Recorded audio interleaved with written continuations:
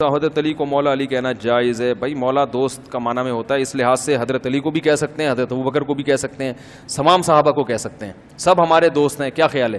مولا کا معنی دوست بھی ہوتا ہے اور مولا کا معنی کارساز بھی ہوتا ہے، تو کارساز کے معنی میں نہیں، دوست کے معنی میں. اور جیسے مولانا ہم کہتے ہیں نا، مولانا فلاں صاحب، عالم کو بھی مولانا کہتے ہیں نا، مولانا کا مطلب ہمارے مولا. تو ہر عالم کو بھی مولا کہہ سکتے ہیں کہ نہیں کہہ سکتے؟ کہہ سکتے، کیا کہہ رہے ہیں؟ مولانا فلاں نے، مولانا سب کے ساتھ لگا ہوتا ہے. تو مولانا وہ مولا ہی ہے جس کے آخر میں ہم کیا لگا دیتے ہیں؟ نا. تو سب کو مولا کہہ سکتے ہیں جتنے بھی صحابہ ہیں. میرے سسر تراویح نہیں پڑھتے، یہ کیا لکھا ہوا بھائی؟ وہ کہتے ہیں کہ تراویح فرض نہیں، اور کہتے ہیں کہ لوگ مجھے کہتے ہیں کہ تراویح تو واجب ہے. نہیں، تراویح واجب نہیں ہے، سنت مؤکدہ ہے. کیونکہ رسول اللہ صلی اللہ علیہ وسلم نے رمضان میں قیام اللیل کی بہت زیادہ ترغیب دی ہے. پھر حضرت عمر نے تراویح کی، قیام اللیل میں تراویح بھی داخل ہے، تہجد بھی داخل ہے اور وطر بھی داخل ہے، سب اس میں داخل ہیں. اس کا مطلب نہیں کہ ساری ایک نمازیں ہیں، ایک عنوان دینے سے یہ لازم نہیں آتا کہ سب ایک ہی ہیں، لیکن سب قیام اللیل کے مفہوم میں داخل ہیں. تو اس لیے رمضان کی راتوں میں بالکل بھی عبادت نہ کرنا، یہ شخص قابل ملامت ہے. سنت مؤکدہ وہ ہوتی ہے جو آپ چھوڑ دیں تو قابل ملامت ہوں، آپ کو ملامت کی جا سکتی ہے، کیا کر رہا ہے، شرم نہیں آ رہی، اتنی بڑی فضیلت ہے، اتنا صحابہ تابعین نے اہتمام کیا، آج تک صلح اہتمام کر رہے ہیں اور تو پوری رات سوتا رہتا ہے، تو یہ شرم نہیں آتی؟ یہ کہا جا سکتا ہے اس کو، لیکن واجب نہیں ہے. نبی نے اس لیے تو چھوڑ دی تھی کہ واجب نہ ہو جائے. لوگ فرض نہیں پڑھ رہے، اتنی لمبی رکعتیں ان کو پڑھوائیں گے.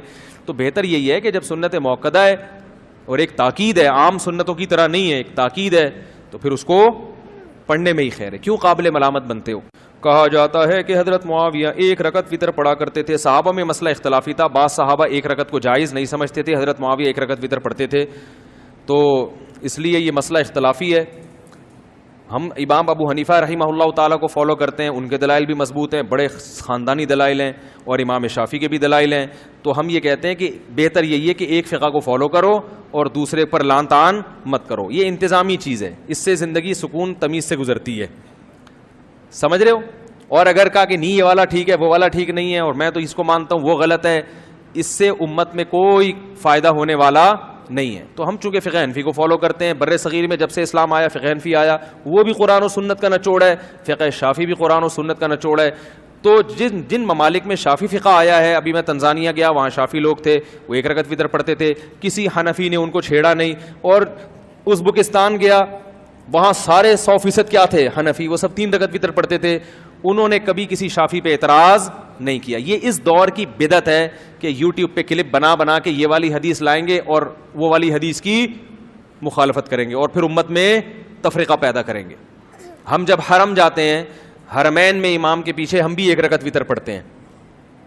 عام جگہوں پہ تو نہیں پڑھتے وہاں، پھر کیونکہ وطر کی جماعت واجب تو ہے نہیں، تو وہاں تو ہم یہی کرتے ہیں 3 رکعت وطر پڑھیں، اپنی الگ نماز پڑھ لیتے ہیں. لیکن حرم میں چونکہ مسلمانوں کا ایک مرکز ہے، تو وہاں علماء کا فتویٰ یہ ہے کہ بھائی وہاں حنبلی فقہ کو فالو کر لو وطر کی نماز میں، کیونکہ وہ بھی برحق مذہب ہے، ٹھیک ہے نا، تاکہ مسلمانوں کی اجتماعیت.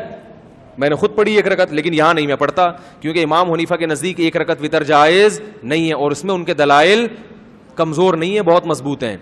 تو چونکہ آپ نے یک طرفہ دلائل سنے نا، اس لیے آپ کو ایسا لگتا ہے، تو وہ آ جائے گا انشاءاللہ مارکیٹ میں. مفتی صاحب، اگر روزے میں جمائی جان کر پانی کا ایک قطرہ پیا تو کفارہ آئے گا؟ روزے میں جان بوجھ کر اگر پانی پی لیا، کھانا کھا لیا، تو 60 روزے لگاتار رکھنے پڑیں گے.